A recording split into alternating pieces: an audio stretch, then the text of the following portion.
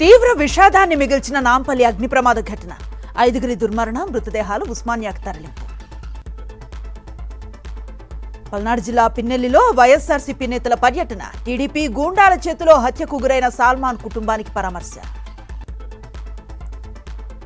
సింగరేణి కుంభకోణంలో రేవంతే లబ్ధిదారుడన్న Harish Rao. స్కామ్పై supreme court sitting జడ్జితో విచారణ జరపాలని డిమాండ్. మున్సిపల్ ఎన్నికల రిజర్వేషన్లలో ప్రభుత్వ పెద్దల జోక్యం లేదు. గత పాలకులే రిజర్వేషన్లు వారికి అనుకూలంగా మార్చుకున్నారన్న మంత్రి పొన్నం.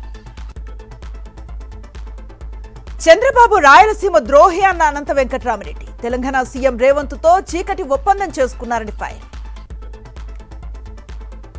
హైదరాబాద్ లో శ్రీకర ఆసుపత్రి వద్ద ఉద్రిక్తత. వైద్యుల నిర్లక్ష్యం వల్లే యువకుడు మృతి చెందాడంటూ బంధువుల ఆరోపణ.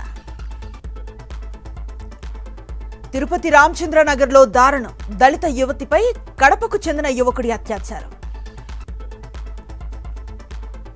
జాతీయ ఓటర్ల దినోత్సవం సందర్భంగా వర్ధన్నపేటలో అవగాహన ర్యాలీ. పాల్గొన్న అధికారులు, యువతి యువకులు. విశాఖ సింహాచల క్షేత్రంలో వైభవంగా రథసప్తమి వేడుకలు. భారీగా హాజరైన భక్తులు స్వామివారిని దర్శించుకున్న హీరో శ్రీకాంత్, శివాజీరాజా. అమెరికాను వణికిస్తున్న మంచు తుఫాన్. 10,000కు పైగా విమాన సర్వీసులు రద్దు. అమెరికాలో మరోసారి కాల్పుల కలకలం. భార్య, బంధువులను కాల్చి చంపిన భారతీయ వ్యక్తి.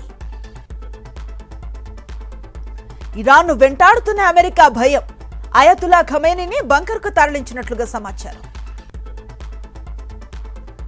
ఐసీసీ హెచ్చరికలతో దారికొచ్చిన పాకిస్తాన్. టీ20 వరల్డ్ కప్ కు జట్టు ప్రకటన.